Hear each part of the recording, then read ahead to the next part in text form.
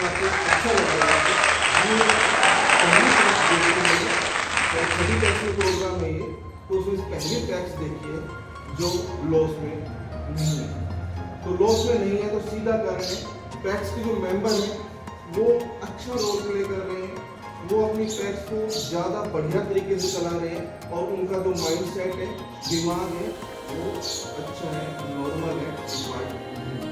नहीं, अमूमन देखा जा रहा है कि एक सिस्टमिक इफेक्ट फैला हुआ है। एक टैक्स लॉस में हो गई तो उसका जो इफेक्ट है चंडीगढ़ तक जाता है, रोड तक भिवानी सब नहीं जाता है, तो वो लॉस में है, तो वहाँ के मेंबर भी ढीले पड़ जाते हैं।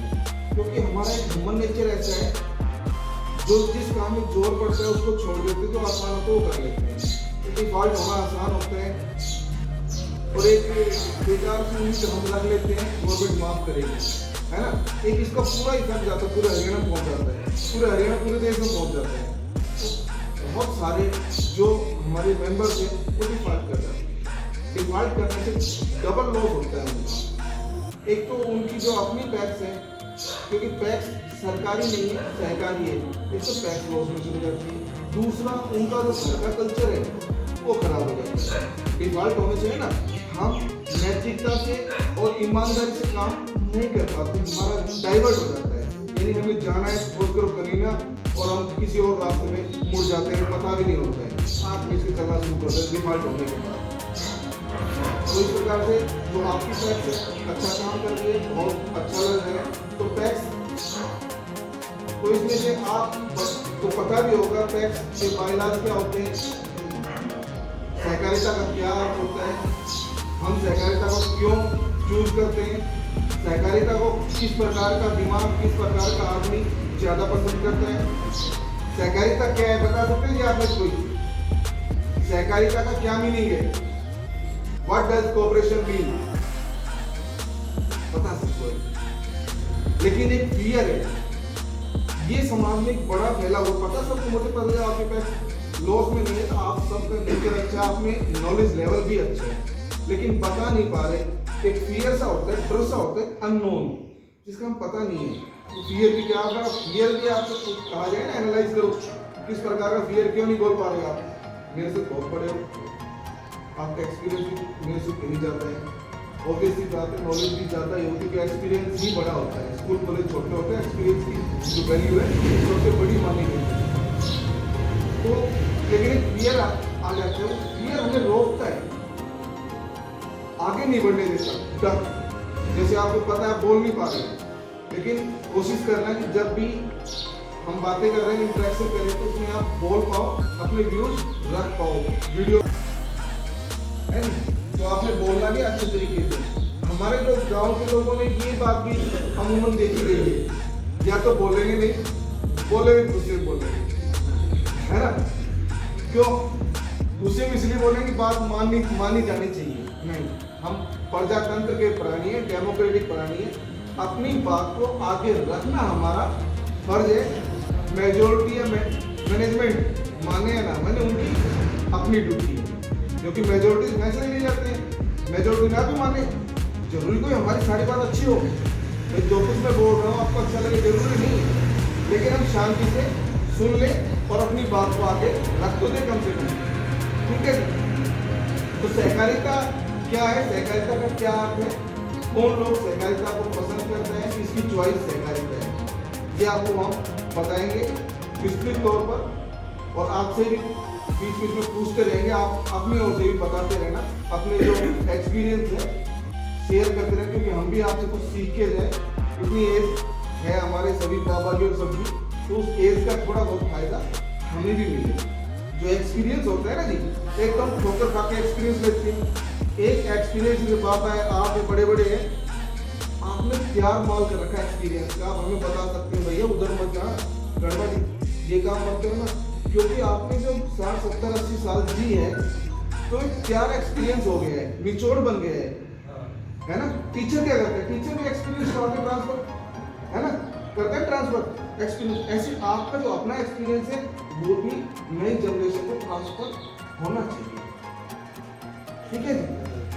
तो सहकारिता सहयोग से चलने वाला, सहयोग से किया जाने वाला कोई भी काम जिससे अपने सभी मेंबर्स का इकोनॉमिकल यानी आर्थिक फायदा हो, वही सहकारिता है। पैक्स है, पैक्स का उद्देश्य क्या? आपकी जो पैक्स है, पैक्स का भी यही उद्देश्य, प्राइवेट जो क्रेडिट एग्रीकल्चर सोसाइटी है, इसका भी उद्देश्य यही है कि किसानों को, अपने मेंबरों को, किसान, लघु किसान भी हो सकता है, सीमांत भी हो सकता है, और ग्रामीण कारीगरों को, कृषि मजदूरों को क्रेडिट सुविधा उपलब्ध कराना तथा दूसरी सुविधा उपलब्ध कराकर उनका आर्थिक हित को बढ़ावा देना, आर्थिक हित को बढ़ावा देना। क्योंकि टैक्स बनी किस लिए थी?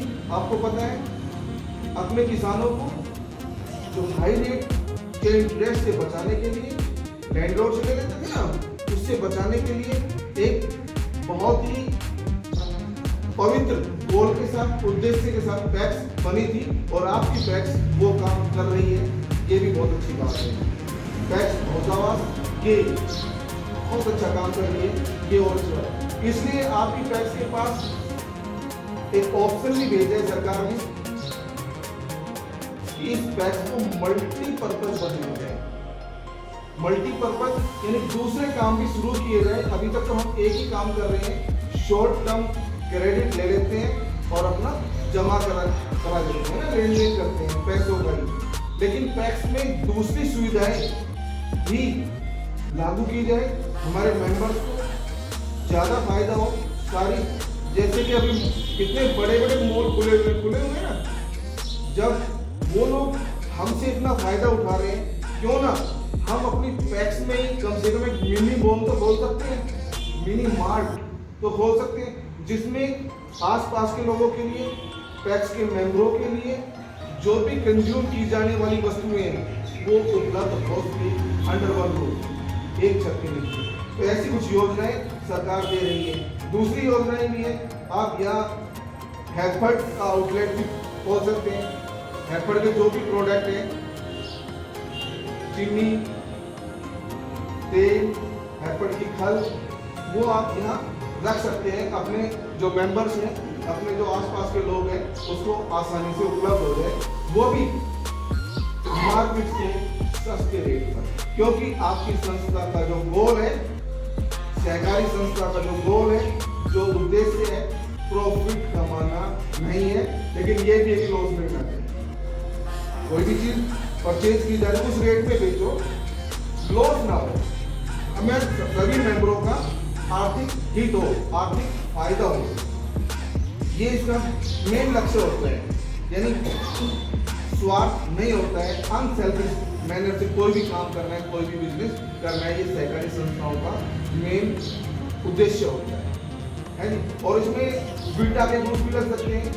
हमारे यहाँ भी गर्मियों में खासतौर पे दूध दही की दिक्कतें आ जाती गाँव में भी, तो बीटा का बूथ होने के बाद ग्रामीणों को आसानी से बीटा के प्रोडक्ट भी अवेलेबल हो सकते हैं। और आप लोग को एक और बात बताता हूँ, सहकारिता को कौन ज्यादा अपना सकता है।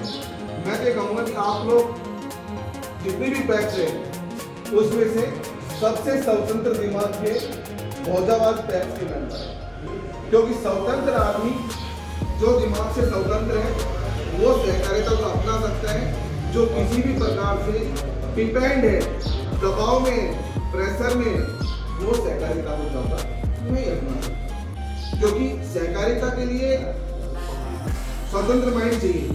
हम सहकारिता हमारी चॉइस होती है, हमारी पसंद होती है, हम सहयोग से काम करें या ना करें। ज्यादातर समाज में देखा गया है कि अकेले चलने की हैबिट सी बन रही है ना।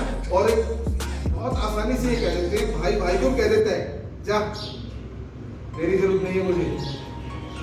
जब ये सेंस निकल के आती है तो इसका मतलब हम सहकारिता को अडॉप्ट नहीं कर रहे और हमारा दिमाग स्वतंत्र भी नहीं है। जो आदमी छोटी मोटी चीज के लिए, छोटे मोटे काम के लिए भाई भाई से लड़ पड़ता है, उसका दिमाग स्वतंत्र नहीं है।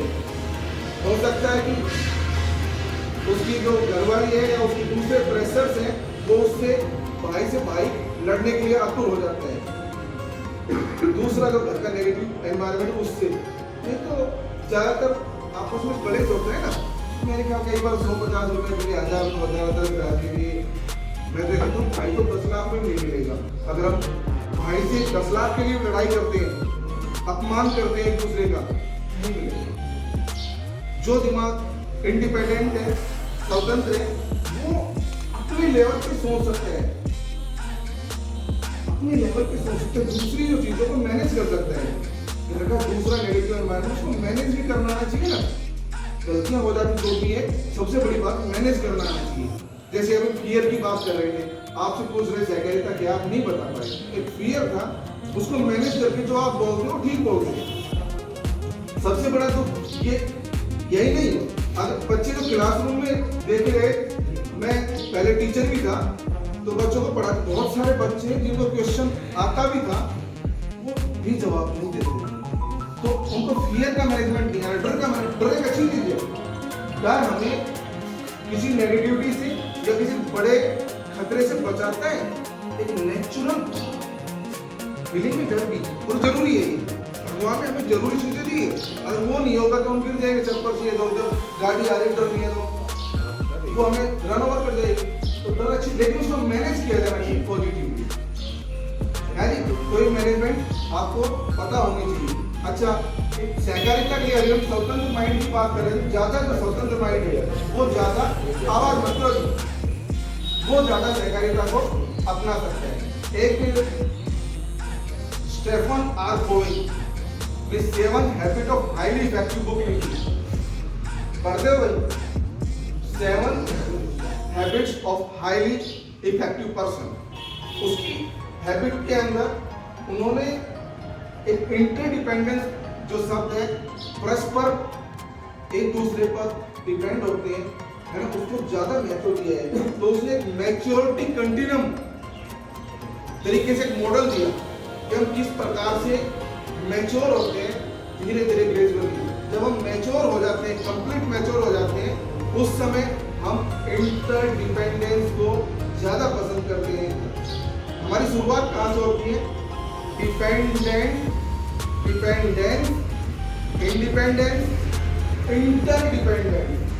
तो जब डिपेंड होते हैं हम, एक बच्चा पैदा होता है तो पूरी तरह से दूसरों पे डिपेंड करता है, दूसरे लोग उसको आदेश देते हैं, दूसरे लोग उसको डायरेक्ट करते हैं, अपनी दूसरी ग्रोथ के लिए, पालन पोषण के लिए पूरी तरह से दूसरों डिपेंड करते हैं। अगर उसको सही समय पर नर्सरी नहीं की जाए, पालन पोषण नहीं किया जाए, तो बच्चा ज्यादा समय तक सर्वाइव नहीं कर सकता, 5-7 घंटे हो सकता है वो चला जाए, है ना। तो बच्चा धीरे धीरे जैसे ग्रोथ करता है तो उसको फिजिकली इंडिपेंडेंट होना शुरू कर देता है, खुद चलना शुरू कर देता है, खुद खाना पीना शुरू कर देता है ना, फिजिकली, और धीरे धीरे इमोशनली भी इंडिपेंडेंट होता चला जाता है।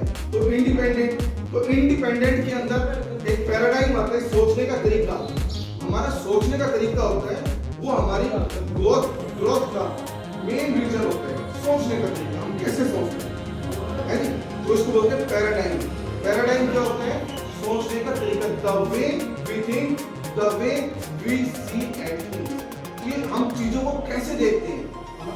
देखने अलग अलग तरीके होते हैं, एक ही चीज में हम अलग अलग अपनी परिभाषा निकाल लेते हैं, और एक चीज सामने रख देते हैं, जोर बताएगा उसके गुण, दूसरा आदमी कुछ और बताएगा, भाई इसके ये गुण है, ये फीचर्स हैं। तो देखने के तरीके अलग होते हैं। तो पैराडाइम होता है, देखने का तरीका होता है। तो डिपेंड, जब हम डिपेंड होते हैं तो उसमें पैराडाइम ऑफ व्यू वर्क करता है, यानी हमारा सब कुछ देखने का तरीका दूसरों पे होता है। तुम जब डिपेंड होते हैं तो हमारी जिंदगी में जो भी घटता है वो किसकी वजह से घटता है? तुम्हारी और वजह से, यू की वजह से, क्योंकि उसमें पैराडाइम ऑफ यू देखने का मेन तरीका है, पैराडाइम ऑफ यू। और जब हम भी इंडिपेंडेंट हो जाते, स्वतंत्र हो जाते हैं, तब हमारा देखने का तरीका और अलग हो जाता है। उसमें आता है पैराडाइम ऑफ आई, सब कुछ अपनी जिम्मेदारी लेके चलते हैं, भाई जो भी कुछ मेरी जिंदगी में घटा है वो मेरी वजह से घटा है। मैं अच्छा काम नहीं कर पाया, या मैंने जिम्मेदारी पूरी तरह से नहीं निभाई, या मैंने हार्ड वर्क नहीं किया, मेरी फेलियर और सफलता का सारा रीजन आई में होता है। ये पैराडाइम ऑफ आई होता है। पैराडाइम का क्या मीनिंग पता है भैया? किसी भी चीज को देखने का तरीका, the way we look at anything, ठीक है, किसी भी चीज को देखते हैं, पैराडाइम होते हैं। जब स्वतंत्र दिमाग होता है, खुद की जिम्मेदारी लेता है, अपने काम की जिम्मेदारी लेता है स्वतंत्र दिमाग। जब इसके अंदर मैच्योरिटी आती है, स्वतंत्र माइंड में, इंडिपेंडेंट माइंड में जब मैच्योरिटी आती है, तब हम इंटर डिपेंडेंट बन जाते हैं, परस्पर सहयोगी। तब हमें रियल पता लग जाता है बिना सहयोग के जिंदगी में अच्छा काम हम नहीं कर सकते। जब तक मैच्योर माइंड नहीं होता, पूरा मैच्योर नहीं होता है, तब तक तो हम ये घमंड में भी कह सकते हैं, ईगो में कह सकते हैं, क्या कर लूंगा अपने आप में, बोला खाली जरूर। वो कहीं ना कहीं इमैच्योर माइंड है, परिपक्व दिमाग नहीं होता है। तो मैच्योर माइंड होता है, उसको पता होता है जो कुछ भी बोल रहा हूँ उसका क्या एक्शन होने वाला है, क्या रिजल्ट निकलने वाला है, तो वो होता है इंटरडिपेंडेंस। हम अपनी खेती के लिए, हम अपने इकोनॉमिक गोल के लिए पैक्स में आकर इंटरडिपेंड हो गए हैं एक दूसरे पर। इंटरडिपेंड का मतलब होता है कोऑपरेशन। बिना कोऑपरेशन के, बिना सहयोग के काम बेहतर तरीके से नहीं कर पाते। तो इसमें पैराडाइम ऑफ वी आता है, वी देखने का तरीका। हम कोई भी काम अच्छा नहीं हुआ है, कोई भी काम अच्छा हो गया है, तो उसके लिए हम सब रेस्पॉन्सिबल है। तो आपकी जो पैक्स है इसमें पैराडाइम ऑफ वी, क्योंकि आप सब यानी हम सब ने मिलकर अपना रोल सही तरीके से डिस्चार्ज किया है, निभाया है, उसका रिजल्ट ये निकल के आया है। आपकी जो संगठित पैक्स है, सोसाइटी है, ये समझ लो मेरे ख्याल तो एकमात्र ही शायद ऐसी सोसाइटी होगी जो लॉस में नहीं है। तो इसके लिए आप सभी बधाई के पात्र हैं। तो इस पैक्स को अभी मल्टीपर्पज पैक्स और कन्वर्ट बनाना, आपने एक रोल मॉडल बना सकते हैं जो अपने पैक्स को। उसके लिए भी आपने एक्टिव रूप से मिलके सहयोग किया है अपनी कमेटी में या अपने जो भी स्टाफ के साथ, स्टाफ आपके साथ परस्पर सहयोग, वही इंटरडिपेंड होगी।